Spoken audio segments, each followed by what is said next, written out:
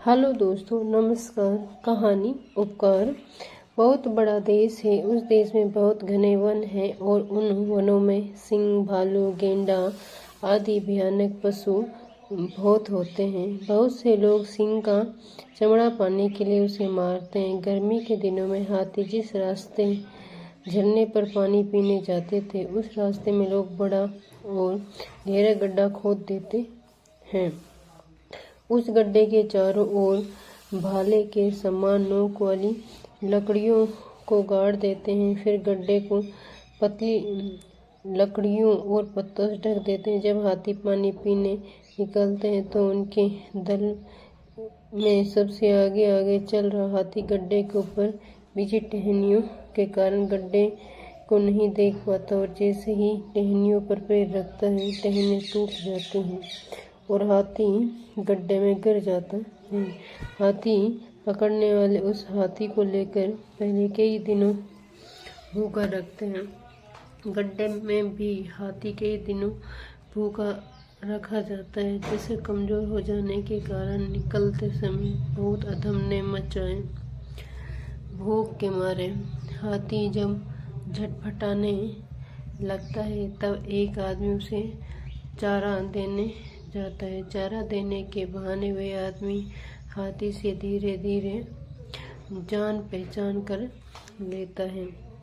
फिर हाथी को वही सिखाता है। शिक्षा देने के बाद हाथी को लोग बेच देते हैं। कई बार हाथी पकड़ने के लिए जो गड्ढा बनाया जाता है, उसमें रात को धोखे से हिरण, नीलगाय, चीते या जंगल के दूसरे पशु भी गिर जाते थे। गड्ढा बनाने वाले उन्हें भी निकाल लाते हैं। हाथी पकड़ने वाले लोगों ने अफ्रीका के जंगल में एक बार हाथी फंसाने के लिए गड्ढा बनाया और ढक दिया। रात में एक सिंह उस गड्ढे में गिर पड़ा। सिंह किसी छोटे पशु को पकड़ने दौड़ा होगा और भूल से गड्ढे में जा पड़ा होगा। एक शिकारी इधर से निकला।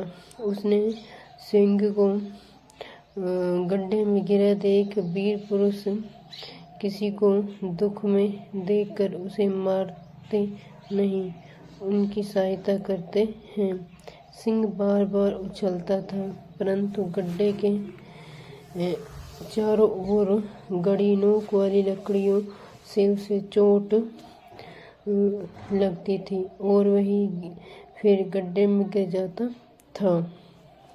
शिकारी ने एक रस्सी में 2 लकड़ियों को बांधा और पेड़ पर चढ़ गया।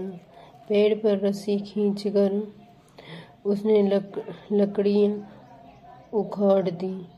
शिकारी ने नीचे से लकड़ियां इसलिए नहीं उखाड़ी कि कहीं गड्ढे से निकलने पर सिंह उसे मार न डाले।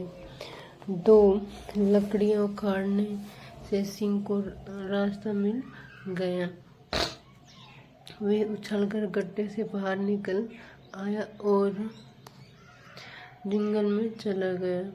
वहीं शिकारी एक दिन एक झरने के किनारे पानी पीकर बंदूक रखकर बैठा था।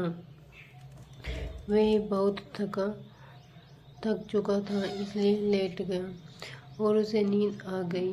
इतने में वहाँ एक चीता आया और शिकारी को मारने के लिए उस पर चढ़ बैठा। बेचारा शिकारी डर के मारे चिल्ला भी नहीं सका। इतने में एक भारी सिंह जोर से गरजा। उसकी गर्जना सुनकर चीता पूंछ दबाकर भागने लगा, पर सिंह चीते के ऊपर कूद पड़ा और उसने चीते को मार डाला। शिकारी समझा था कि चीते को मारकर सिंह अब उसे मारेगा, लेकिन सिंह आया और शिकारी के सामने बैठकर पूंछ हिलाने लगा।